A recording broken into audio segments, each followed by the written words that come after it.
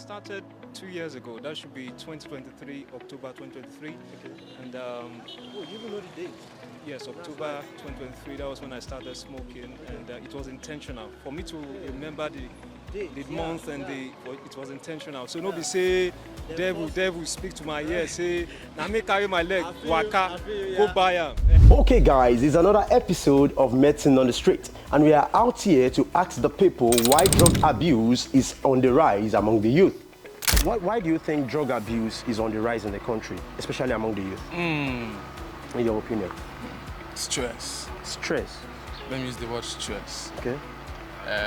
It's a wide something. If you want to start, if you want to go into it in total, it's very wide. You get, because I won't want to keep anything behind the tongue. Okay. To say you understand. You are free. So talking about why drug abuse is on the rise in this country, it's just stress. Okay. Because majorly, I will tell you that it's the youth that are consuming drugs more. The most. It's the youth. Right. And I believe the major reason why they take the drug is just for the little pleasure of the dopamine. I believe it's the dopamine that will just secrete that enzymes that will give you the pleasure. Smart. Okay, continue. Will give you the pleasure in the that you want to be feeling. Yeah, understand? So once the dopamine is gone, you go back to the same states that you were before you took it. So it's the stress. If you don't look into that stress, you will still be going back to the drugs. Even if you have to force the person to stay in one place, go to rehab, this. Even I've seen cases of guys that went to rehab for 3 years, they come back and are still doing the same drugs. So why not trash out the reason why the child or the world is taking that drug instead of source itself? Instead of coercing the child to stop the drug forcefully. I've heard of an incident whereby they forced someone to take a drug and the person died. Yes. Anxiety. You mean that drug? Yes, anxiety. Wow. Yeah, over anxiety, the thing was too much. Fear of the unknown, unforeseen circumstances. Yeah, I feel. That is killing the youth right now. I feel. Yeah. So was the person a close person or? Not necessarily a close person. Just like in my hostel, like just you understand, just friend. I feel. Something like that. So the parent took the child to rehab, thinking that once he flushed, they flushed the system and everything. He got back and they were still doing it. And so they had to go and lock him up. Wow. That's where the problem starts. I only see it maybe in movies or TV or something, or I read it on a blog or something. I've never met somebody one-on-one who has been addicted. So I don't. To anything? To drugs, none. Okay. To drinking, none. To sex? To sex, none. Where are you on this earth? I am. I am. That's crazy though. Seriously. I only. But in your opinion, it does not matter if you are seeing them or not. But I believe normally you can just, in your opinion, why do you think that youth especially are addicted to drugs? Why do you think that? I think indulgence.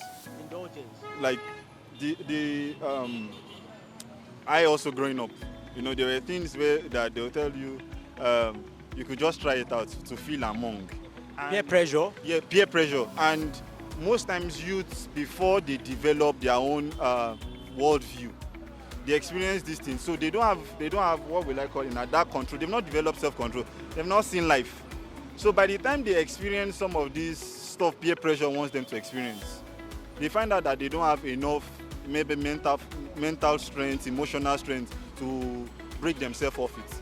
Because, let me give an example. When I was growing up, game house. And those did that a lot. Those game house also, people will bet in the game house like that. So those type of things, we tried it, but I come from a house where Holy Ghost fire and things were on top of you. So there was a level of self-control that you shouldn't do. I know if you do pass myself. I know if you do pass myself. So I think we do, especially with the way the world is going, we are more interconnected and things like that. People tend to try new things before even developing a consciousness of themselves, of their limits, of their strengths. So when they go into it and then the thing grabs them, they struggle to break out of it. So I think that's why there's a lot of addiction amongst youth. Why do you think drug addiction is rising in our country, especially among the youth? See, bros, if people don't go into that drug, many people go they die. Because now that drug, now they say they sustain the life of many. I dey tell you, because when you sit down, you think of the family you dey come from. Number one, you know say Nigeria na poor country. No need to dey hide down. We know say na poor nation. You and I, we know say the nation no poor. But some people make they dey there, they make us dey feel say the nation poor. I dey feel, and they are waiting they build for our mental mind. Make we believe say Nigeria is a poor nation.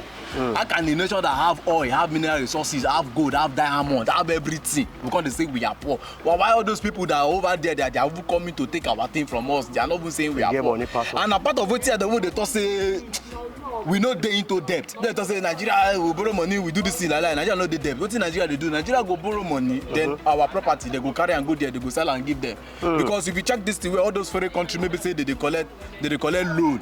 If you check out where that loan me they collect. If you be American, you go collect loan for America. America no go let you breathe until you pay your loan. Now, can imagine say Nigeria they collect $1 trillion, $1 billion, and they come to talk say with the old gbese. And we go meet America again, they go come give us another gbese. And they don't work like that now. We no owe any debt. They carry our resources, give them. Baba, no word there. I started 2 years ago. That should be 2023, October 2023. And you even know the date? yes, October 2023, that was when I started smoking, and it was intentional. For me to remember the month and it was intentional. So nobody say, devil speak to my ear, say, now me carry my leg, waka, go buy am, light am, smoke am. So I knew I was going to smoke it. So nobody say devil anything. So and it was a lot happened to me during that period. A lot happened. I know if they talk, I know say time no day. So a lot, more like depression, mixture of depression, and at the time I was thinking of committing suicide. So I'm telling you, there's a whole lot that happened. So it was just a means to get outside of myself, you know. It has been 2 years now. Yes, 2 years now. And wouldn't you say like probably you've gotten used to it or something? As I'm looking at you now, you're not depressed. I can't see depression all over you again. You know. True, really, true. And well, I think I'm an intentional person, and that also implies that I know they do things too much. Like I smoke, yes. Yeah, you said not all the time. Yes, I smoke, yes, but not like now. The last time I smoked was when I carry one babe like that. That's forgive me, I did try to remember. That was on Friday, yes, Friday. That was the last time I smoked. So if he be maybe after a week now or next week. So in fact, a month, 2 months. It's not something you do like daily. It's not you can say you're not addicted to it. I'm not addicted. So it's something you do at free will. Yes, and at the point I don't want to talk am. If I talk am now, say I go stop am eventually. So nobody say I'm okay. So it's not. Guys, I know the after effect of it. Say, you're addicted to it. It tends to the lungs. I understand. I know. Say my people gonna look. Say, feel like this guy they play with his lungs. Now when things are getting with that, play with his lungs. So I'm aware. I'm aware of the circumstances. I'm aware of it. So now why I see small, they take on small. At the end of the day, I'm going to stop it. So that's it.